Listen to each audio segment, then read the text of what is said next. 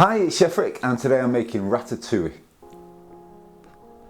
Start here with some red onions, 2 red onions, which we're just going to take off the top.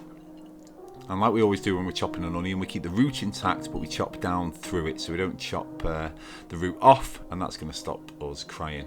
Peel the onion, and we're going to now chop this into nice, big, rough chunks. So we'll just chop it into quarters first,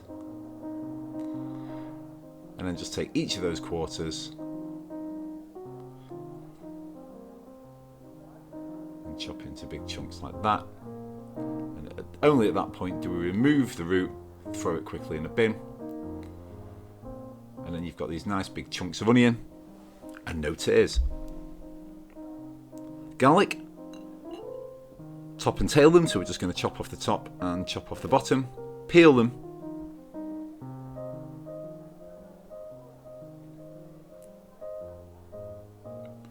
and then each of the cloves we're just going to slice down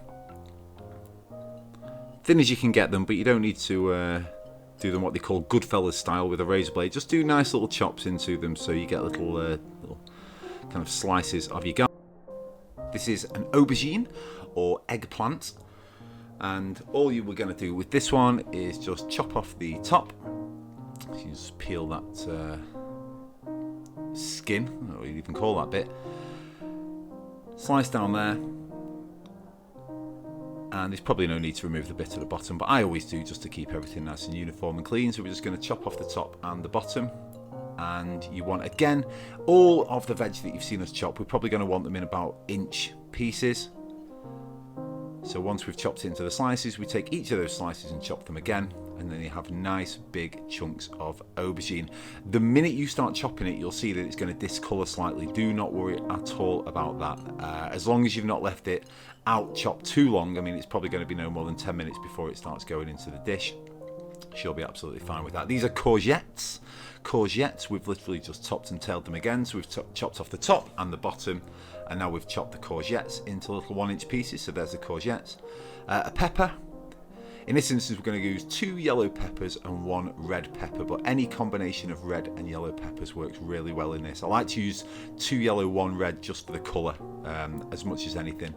So as we always do when we're chopping a pepper, we just chop the top, chop the bottom, work around the inside to remove that central core, take out the stem, and then what we're holding there, every single bit of that pepper is completely edible. I'm just getting rid of some of those small seeds.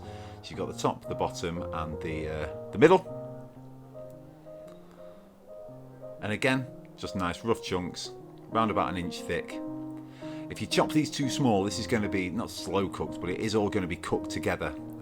So if all of our veg was chopped too small, we just end up with like a mush, like a stew, which we don't want. We want to have nice big chunks of veg in this.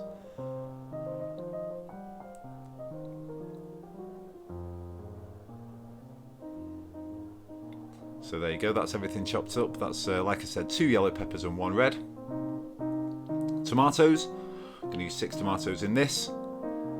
Again, which are going to be roughly chopped. I always remove this the middle bit of the core of tomatoes. I can't imagine that they do this in provincial France when they're making ratatouille, but you know, it's just me. Maybe I'm just a little bit fussy, so I always remove that core bit.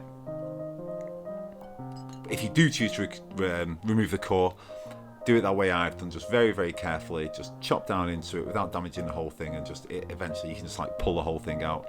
And now we're going to take those tomatoes, chop them in half, into quarters, and again, just into a nice rough chop like that.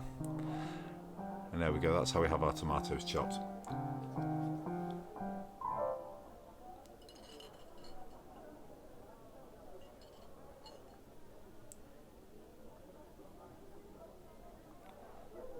Basil. So a small handful of basil, just plucked from a basil plant. We're going to separate the leaves and the stalks, but do not throw the stalks away. We're going to use them in this dish. So like I say, to take the leaves. Keep the leaves as intact as you can, but if any of them tear or rip, don't worry at all. The leaves are going to be added to the end for flavour, but they're also going to give it a really nice colour. So there's all our basil leaves. They can go off to one side. And here's the stalks. And the stalks, what we're just going to do is chop those as thinly as you can. These add loads and loads of flavour, and they kind of ultimately sort of melt into the whole dish, but you want to slice them as thin as you can, so take your time. And there you go, there's your basil stalks. Thyme. Everyone loved the top tip before on the thyme, so I'll show you again. So if you get a sieve and just stick the end of the thyme through and just pull down, then it separates all of the thyme leaves from the actual stalk. Just like that, so you can throw that stalk away, that's no good to us. But then we have all of our thyme leaves. There you go, super easy, super quick. The zest of 1 lemon, so when we're zesting, don't forget it's 1 stroke down the grater, and then you move to the next bit, because if you do 2 strokes, you're not going to be taking just the outside, you're going to be taking the pith as well, which you do not want. You just want that nice bright lemon zest. Biggest pan you've got, extra virgin olive oil on a medium to high heat. The only reason I don't say a high heat, because a high heat on a nice gas stove is going to be way too hot, but on mine it probably was a high heat. So you want it nice and hot here. So you can see we've added in the aubergine, the peppers, and the courgette. And we're just going to work them round. So we want them to be catching on the bottom of the pan, each one of these. So you want them to get a tiny bit of colour on them, just to soften slightly. You do not want them to cook through, but you want them to get just a little bit of colour on them. So this part takes probably around about 15 minutes or so.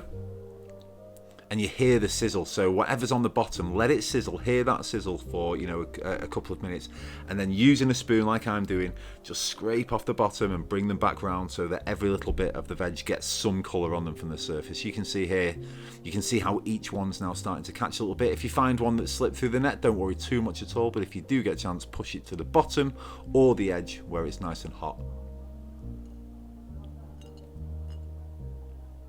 Now I'm going to take those off the heat and I'm going to put those veg, like I say, this took around about 15-20 minutes, so those veg that have got just a slight bit of colour on them and have just softened ever so slightly, we're just going to put those in a bowl for the side.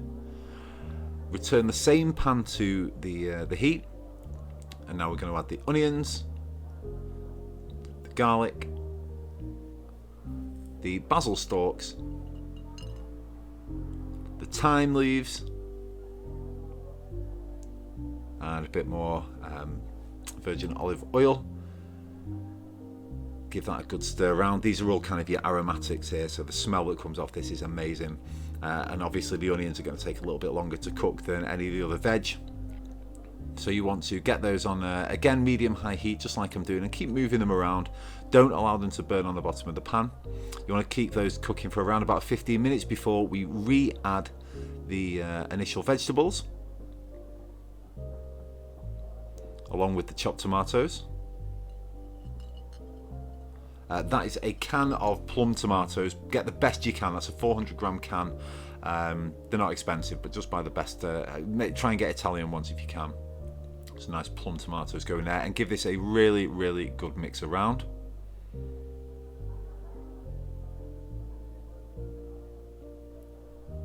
Balsamic vinegar. Probably about 100 mils, 100 to 150 mil, or as you've seen, a nice slug, as I would call it. Salt and black pepper. You're dealing with vegetables, including tomatoes here, so don't be afraid of that salt and black pepper. They're only going to amplify the flavours in there. Again, we can keep seasoning this as we go, but it's good to give it a nice, healthy measure of salt at this stage. Mix everything round. Any of those plum tomatoes, if as you're mixing this now, if you can break those up with the wooden spoon, that's only going to improve this as we go. On with a lid, and now you leave that on a medium heat and just let that sit there for around about 45 minutes. And then here's what we're left with. One of the best smells that can ever fill your house. You've got the most beautiful, sticky, sweet vegetable mixture. You can see that loads of the vegetables have held their shape. It's not just all turned to mush, and that's because we didn't chop them too finely. To that now we can add those basil leaves, the lemon zest,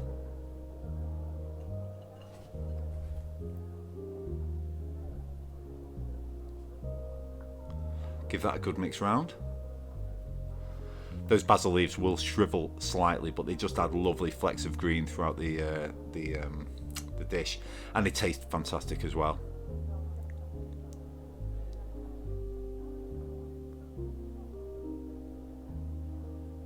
Give it a taste. We're checking for seasoning now, so we're just going to add a bit more salt, a bit more black pepper, and that's our ratatouille pretty much ready to go. Give it another good mix round, and then eventually bring it off the heat. And like I say, this is absolutely fantastic. This is not what they make in the film Ratatouille. This is an authentic ratatouille that you will find in southern France. In the film Ratatouille, they make something called a Confit Byaldi, which is beautiful, which I will make sometime. You want to see a good version of that, this someone called Binging with Babish, a YouTuber. I'll put a link to them in a video. Plate this up. I'm trying to plate this for the, you know, for the thumbnail as much as anything, but really you want to serve this in a nice big bowl. There is our crusty white bread. I'll link that video to it as well. This is sweet, sticky, beautiful, filling, just absolutely gorgeous. It's the vegetarian's dream. It's one of my favourite dishes ever. Everybody in the house absolutely loved it. I really hope you make it yourself. I hope you like the video, and I'll see you on the next one.